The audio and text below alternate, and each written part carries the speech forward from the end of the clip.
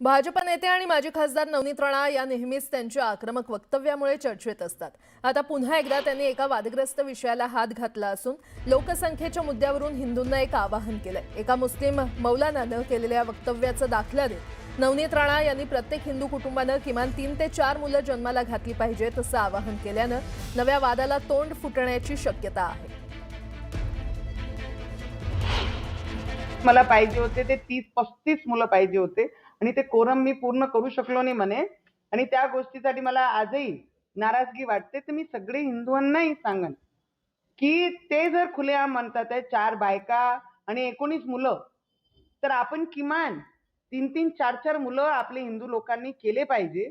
या ज्या पद्धतीने डॉमिनेट करण्याचा प्रयत्न करत आहे बोलून, तर मला वाटते की आपणही हिंदुस्थानमध्ये या भूमीमध्ये जन्माला आलो आहे। त्यांचा विचार आहे या हिंदुस्थानाला पाकिस्तान बनवण्याचं,